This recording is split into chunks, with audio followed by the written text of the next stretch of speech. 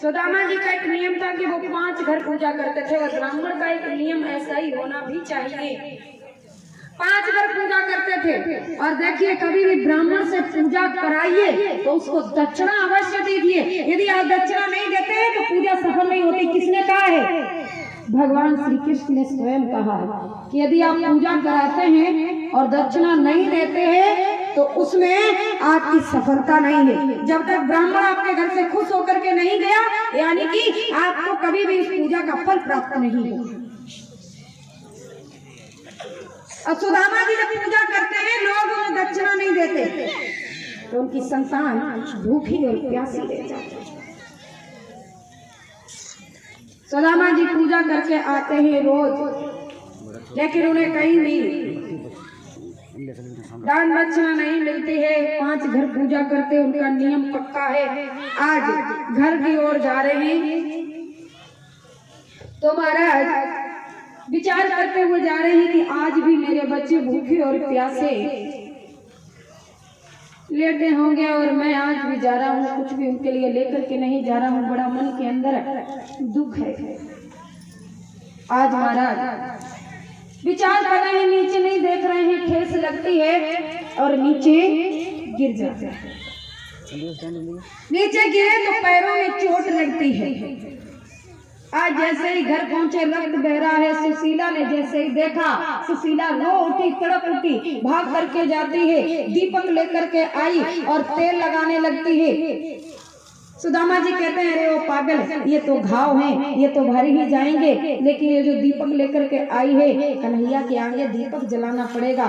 तेल अपने पास बस इतना सा है, इसे खत्म मत कर, रख दे जा।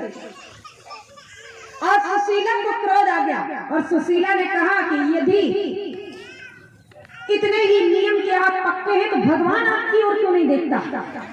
जिसके कारण आपने नियम पकड़ रखा है वो भगवान आपके साथ क्यों नहीं है? आपकी संतानें आज 5 दिन से भूखी रोज सो जाती हैं। मैं रोज इनको पानी पिला करके सुलाती हूँ। पिताजी आ रहे होंगे, भोजन लाएंगे, आप सभी खाएंगे, बच्चों को भूखा सुला देती हूँ। आपके भगवान को दिखाई नहीं देता? सुदामा जी कहते हैं, ओ सुशीला, अपनी जीभ ने अपने हाथ में रख, इसे आप में से बाहर मत ले जा। अरे महाराज, इस कन्हैया को कुछ मत लो, मेरा मित्र जैसा भी है अच्छा है, इतनी जीभ ना चला जिसका भुगतान तुझे करना पड़ा।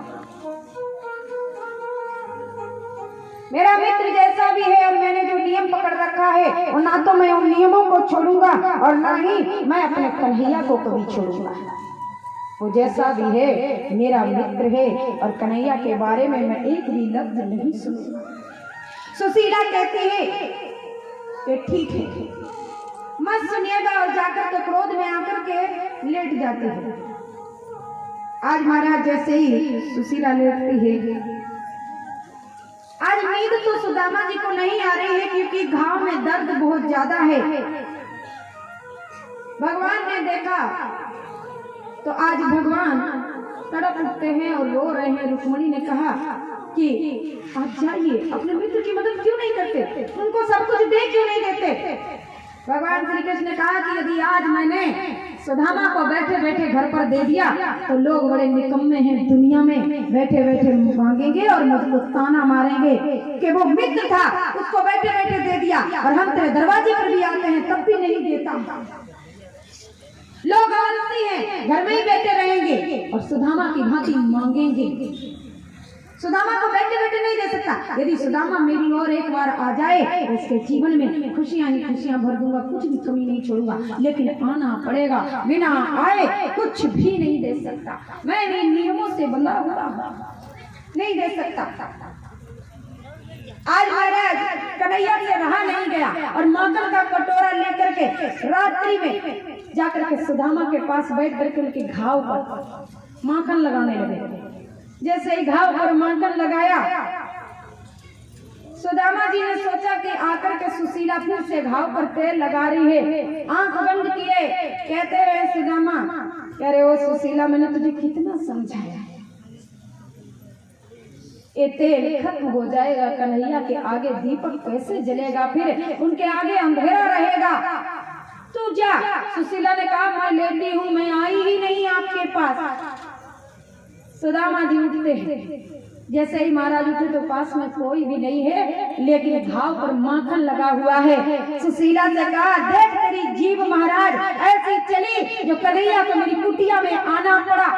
तूने आज कितने ताने मारे हैं मेरे मित्र को, जो मेरा मित्र स्वयं चल करके आया रे। अरे वो राजा है, वो भगवान है, वो सबकी देख रेख करता है, उसके लिए सिर्फ मैं ही एक नहीं हूँ जो मेरे पीछे वो परेशान होता रहेगा।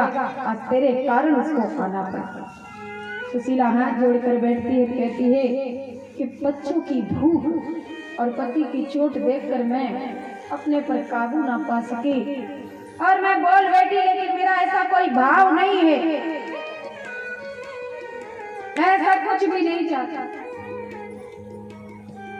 मेरा ऐसा कोई भी भाव नहीं है, लेकिन आज मेरे मुख से जो भी निकला है मैं क्षमा मांगती हूँ। लेकिन स्वामी एक बात तो सोचिए, विचार कीजिए कि हो सकता है कन्हैया अपने को इशारा कर रहा हो क्या, कि या तो आप उसके दरवाजे जाइए या रोज वो आएगा।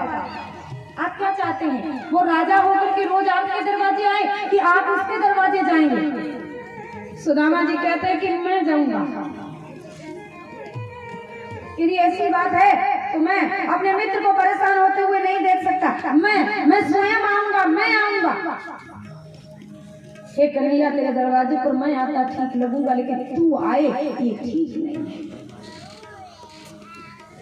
सुशीला से कहा लेकिन अब मैं बड़ा हो गया हूँ, विवाह भी हो गया है, और पहले तो जाते थे खेल कर वापस आ जाते थे, बच्चे थे, लेकिन अब कुछ जाए तो कुछ भेंट में ले जाने को होना चाहिए। मित्र के घर खाली हाथ थोड़ी जाते हैं। तुम जाने के लिए तैयार हो और ले जाने का इंतजाम मैं करूंगी। बोले ठीक है, सुबह चला। दौड़ कर गई अपने एक पड़ोसन के पास, जाकर के चावल लेकर के आई, पोटली बांध करके दे दी। सुदामा जी निकले, एक सरोवर के किनारे बैठ गए। सुदामा जी बोले इतनी दूर चल करके आया, लेकिन ये सरोवर आ गया और इसमें पार जाने के लिए मेरे पास पैसे नहीं है, मैं पार नहीं जा सकता, यहाँ थोड़ी देर विश्राम करूंगा, वापस चला जाऊंगा। भगवान ने देखा कि सुदामा जी मेरी ओर एक कदम बढ़ा दिया है। याद रखना कि भगवान की ओर एक कदम बढ़ाइए, भगवान महाराज 10 कदम बढ़ करके आपके पास आएगा। लेकिन ये याद रखिए कि पहला कदम आपका होना चाहिए। पहला कदम वो नहीं बढ़ाएगा, पहला कदम आपका होना चाहिए। लेकिन जैसे ही पहला कदम आपका बढ़ेगा, भगवान स्वयं आपके पास में आएगा और आपको गोद में उठा लेगा। आज महाराज भगवान ने केवट का भेष बनाया और नाव लेकर के पहुंच गए सरोवर के किनारे और आवाज देने लगे, अरे भैया किसी को पार जाना है, जानो डोगरी चलो। तो आज महाराज जैसे ही पूछा अरे किसी को पार जाना है, तो सबसे पहले सुदामा जी ने हाथ ऊपर किया, भैया हमें जाना है, हम आइए नाव में बैठिए। नाव में कैसे बैठे हैं? और आज नाव में कैसे बैठे? हमारे पास यूं बोली पैसे हमारे पास नहीं है, तो क्या तुम पार कैसे ले जाओगे? नाव में बिठाओगे तो पैसा तो लोगे। भगवान बोले हम फ्री में ले जाते हैं, और सुदामा जी बोले तो पहले हमें ही बिठाइए, हम फ्री वाले हैं, पहले हमें बिठाइए। नाव में बिठा लिया और आज महाराज पूछने लगे कहाँ जा रहे हैं आप? हम हमारे मित्र हैं द्वारिकाधीश कन्हैया, उनके घर जा रहे हैं। भगवान जी के जोर से हंसे, मित्र? अरे वो राजा हैं, आप बोराए हो क्या? भगवान जानते हैं कि जब सुदामा जी द्वारिका में पहुंचेंगे तो ये सब सुनना पड़ेगा, इसलिए पहले ही पक्का पोड़ा कर देते हैं। हंसकर भी भगवान ने ताने मारे। क्यों मारे? क्योंकि उनको पता था कि जब जाएंगे द्वारिका में तो ताने भी मिलेंगे, लोग इन पर हंसेंगे। जब ये कहेंगे कि कन्हैया मित्र है तो इनको ये सब बर्दाश्त करना पड़ेगा, इसीलिए हम पक्का पोड़ा करके भेजेंगे इनको। आज भगवान सुदामा जी के ऊपर हंसते हैं, बोले फटे पुराने कपड़े पहन के काहे मजाक कर रहे हो, कोई दान दक्षिणा चाहिए हो तो हमसे ले लीजिए और चले जाइए यहाँ से, क्यों फालतू में अपना मजाक उड़वाएंगे। वो भगवान श्री कृष्ण है, वो आपके मित्र कैसे हो सकते? बोले कोई बात नहीं है, अगर वो मिलेंगे तो ठीक और नहीं मिलेंगे तो हम वापस आ जाएंगे। इतनी व्यवस्था कर दी उन्होंने, बताइए, नाव वाव बढ़िया पार करा दिया। तो अब द्वारिका में जाकर के और जरूर मिल करके आना, नहीं वही बना कर देगा। तो बात दूसरी आ गए, लोग हंसते हैं। सुदामा जी को देखकर कन्हैया ने द्वारिका में छोड़ा और कहा कि मेरा घर थोड़ा आगे है, मैं वहां जा रहा हूँ, आप इधर जाइए। कन्हैया इधर रहते हैं, उनका महल इधर है। आज फटे वस्त्रों को देख करके सभी द्वारिका वासी हंस रहे हैं, मजाक उड़ा रहे हैं। अरे धक्का मत मारिए, भगवान के भक्त को धक्का मारे हैं, हमने ऐसे धक्को मारे हैं। आज महाराज सबके ताने सुनते सुनते द्वारपालों के पास में पहुंच गए। आज द्वारपालों ने जब देखा तो महाराज द्वारपालों ने पूछा कि ये ब्राह्मण जी कौन है? और आने खड़े रहो। कन्हैया के मित्र है। द्वारपाल हंसे, बोले ये मित्र हैं? बताइए, राजा हैं कन्हैया, द्वारिकाधीश के ये मित्र हैं। अरे आपको कोई भिक्षा वगैरह चाहिए हो तो हमसे लीजिए। सुदामा जी कहता है मैं भिखारी नहीं हूँ, मैं भीख मांगने के लिए नहीं आया हूँ, मेरा कन्हैया मित्र है। जाइए और जाकर के एक बात कह दीजिए, यदि वो मिलने से मना कर देगा तो मैं वापस चला जाऊंगा, लेकिन ऐसे वापस नहीं जाऊंगा, यही प्राण अपने त्याग दूंगा और जिद्दी ब्राह्मण हूँ मैं। द्वारपाले बोले यो मर गया तो अपने पर ब्रह्म हत्या रूप पाप आ गया, जाना पड़ेगा। सुदामा जी कहते हैं कि जाइए और जाकर के कह दीजिए, एक बार कन्हैया को बता दीजिए आज किस प्रकार से कहते हैं कि अरे द्वारपालों कन्हैया से कह दो।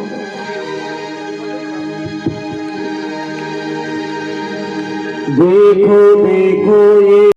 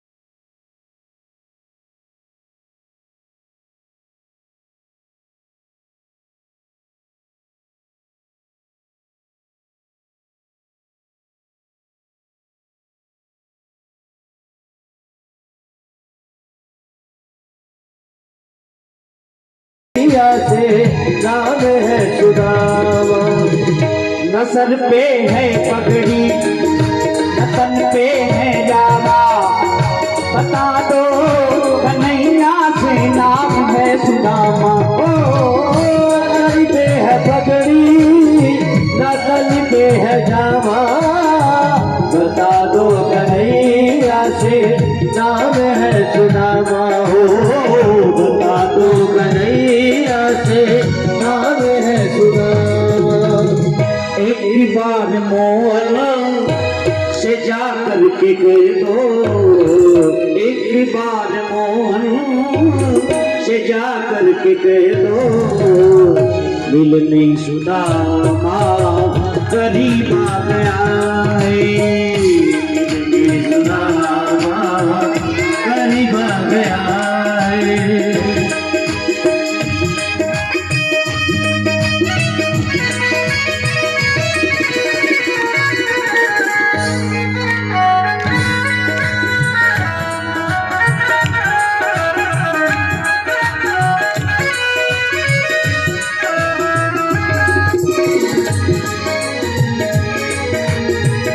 सुनते ही दौड़े चले आए मोहन, लगाया गले से सुदामा को मोहन हो, लगाया गले से सुदामा को मोहन। सुनते ही दौड़े चले आए मोहन, लगाया गले से सुदामा को मोहन हो, वो सुनते ही दौड़े लगाया गले से सुदामा को मोहन हो, गाया गले से सुदामा को मोहन। हुआ रुक्मणी को बहुत ही अचंभा, हुआ रुक्मणी को बहुत ही अचंभा, मेहमान कैसा अजीब आ गया है, मेहमान कैसा वो अजीब आ गया है।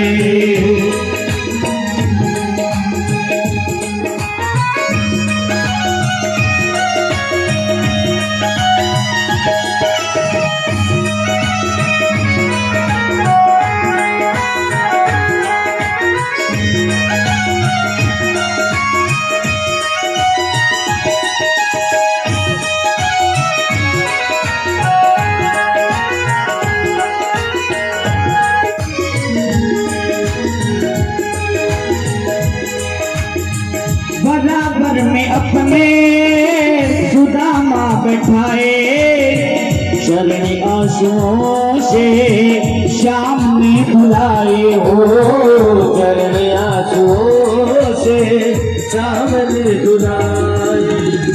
बराबर में अपने सुदामा बैठाए, चरण आंसुओं से शाम में धुलाए हो, अपने सुदामा बैठाए, चरण आंसुओं से शाम में धुलाए हो, चरण आंसुओं से शाम में धुलाए। न घबराओ प्यारे जरा तुम सुदामा, न घबराओ प्यारे जरा तुम सुदामा, खुशी का समा तेरे करीब आ गया है, खुशी का समा तेरे करीब आ गया है। ओ अरे द्वार पालो कन्हैया से कह दो, अरे द्वार पालो कन्हैया से कह दो, मिलने सुदामा करीब आ गया है, मिलने सुदामा करीब आ गया है, मिलने सुदामा करीब आ गया।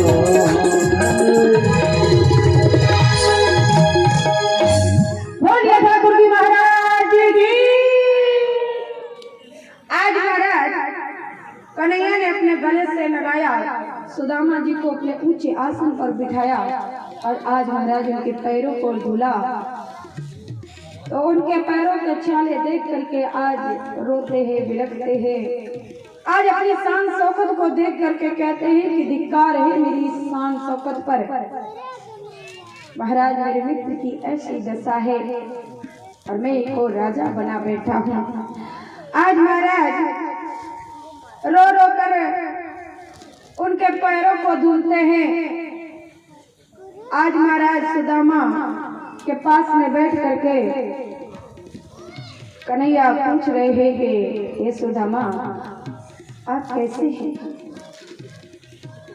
सुदामा जी कहते ठीक है भाई, ठीक है। कुर्सी डालिए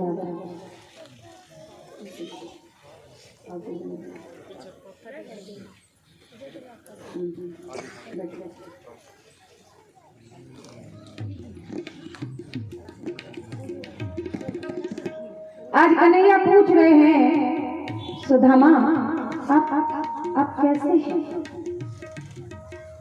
आप ठीक तो है ना? सुदामा जी कहते हैं हाँ भैया ठीक है। सुदामा जी बोलो भाई ठीक हो गए? हाथ पैर कर हिलाओ, सब सो गए। आज महाराज सुदामा जी कहते ठीक है, लेकिन कन्हैया आप ठीक है क्या? कन्हैया कहते हाँ मैं ठीक। और सुदामा जी आपकी शादी आदि होगी क्या?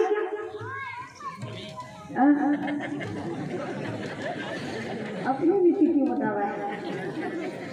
आज सुदामा जी कहते हाँ हो गई, हो गई, हाँ हो गई। और कन्हैया आपकी हो गई? कन्हैया हाँ हमारी तो बहुत ही हो गई। सुदामा जी कहते आप तो भाई राजा हैं, हमारे तो एक ही भारी है। आप तो राजा हैं भैया, क्या भी कर सकें। आज कन्हैया कहते हैं कि देखो सुदामा आप पहले आया करते थे तो फिर तो ऐसे ही आ जाते थे, कोई बात नहीं है, लेकिन अब घर में भाभी है तो कुछ भेंट में जरूर लाए होगे। सुदामा जी ने देखा इतनी सभा लगी है और मेरी तो कोई इज्जत है ही नहीं, लेकिन कन्हैया की तो है। ये चावल की पोटली जब मैं कन्हैया को दूंगा तो लोग हंसेंगे कि देखिए भैया इनके जो मित्र हैं ये लेकर के आए हैं, ये कुछ ठीक नहीं लगेगा, इसीलिए हम नहीं देंगे। मना कर दिया, नहीं लाए। कन्हैया मुस्कुराने लगे, देखिए चावल लेकर के आए हैं लेकिन महाराज बता रहे हैं पहले चने खा लिए अकेले अकेले और अब चावलों पर नजर है। चोरी की आदत नहीं जा रहा। चने तो भगवान सुदामा जी ने खाए थे, तो पता ही है कि श्राप ग्रस्त थे, इसीलिए उनको खाया था। भगवान तो यूं ही बोल रहे हैं। आज बात करते करते करते करते भगवान श्री कृष्ण ने चावल की पोटली छीन ली और आज चावल की पोटली को छीन जैसे ही खोला तो कहते हैं कि ये मेरे लिए तो चावल मोतियों के समान है, तेरे मित्र का प्रसाद है। आज मैं धन्य हो गया। आज उन चावलों की पोटली में से एक मुट्ठी भरी और महाराज खा लिए। वाह क्या सवाल है, धन्य हो गया। दूसरी मुट्ठी भरी और मुट्ठी भर करके महाराज खा लिया। अब जैसे ही महाराज तीसरी मुट्ठी भरते हैं, रुक्मणी ने हाथ पकड़ लिया। पकड़ो पकड़ो रुक्मणी, प्रभु क्या कर रहे हैं आप? सब लोग मुंह देख रहे हैं, आप खाए जा रहे हैं। भक्त का प्रसाद है, सबको दीजिए थोड़ा थोड़ा। रुक्मणी कुछ मना नहीं कर सकती थी कि ये मत दीजिए वो मत दीजिए, ऐसा क्यों कहेंगी, क्यों मना करेंगी? अरे दीजिए, भगवान तो रोम रोम में जिनके ब्रह्मांड समाये हुए हैं वो क्या भी कर सकें। रुक्मणी ने कहा कि दीजिए, सबको प्रसाद दीजिए, भक्त का प्रसाद है। ले लिया और सभी को समान प्रसाद दीजिए। आज सब भक्त के प्रसाद को खाते हैं, बड़े मगन होते हैं।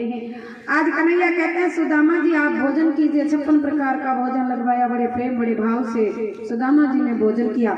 आज जैसे ही बिस्तर पर बैठते हैं तो आज कन्हैया कहते हैं बड़े दिनों के बाद मिले हैं तो अब बात करेंगे।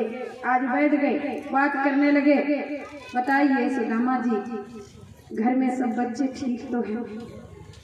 हाँ सब। आज कन्हैया से कुशल पूछ रहे हैं किस प्रकार से।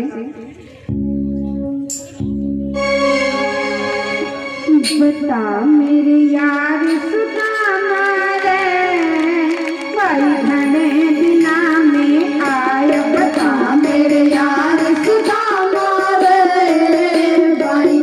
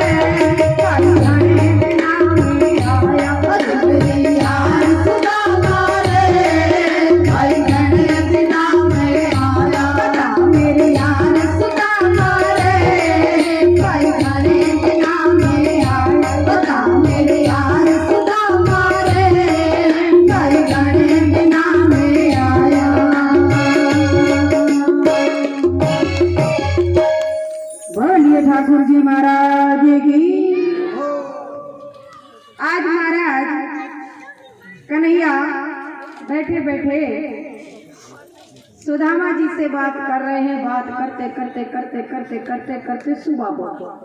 सुदामा जी बोले आप भैया जाना चाहते हैं, ज्यादा रुकना ठीक नहीं है, अब आप जाना चाहते हैं।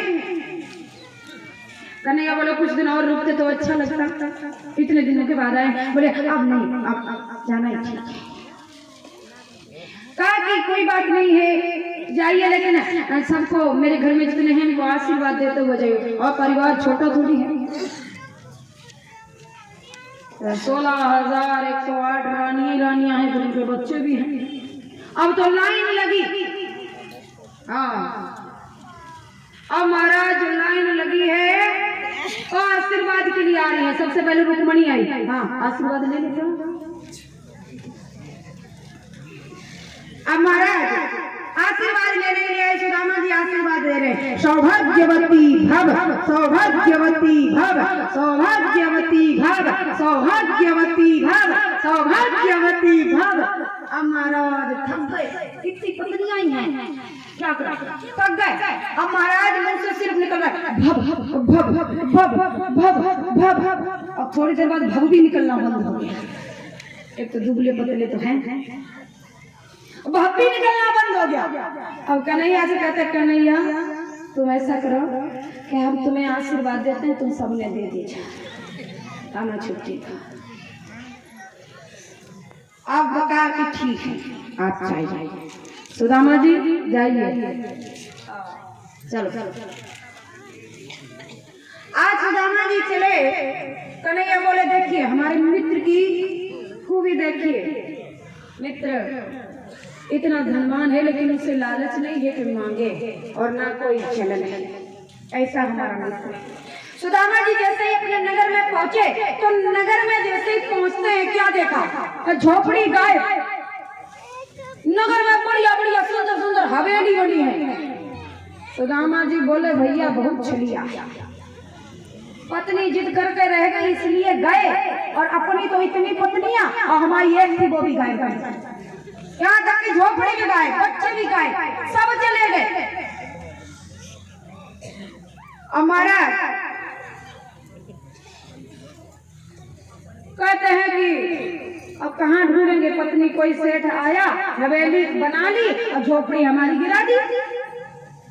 अब द्वार वाले वहां पर खड़े थे।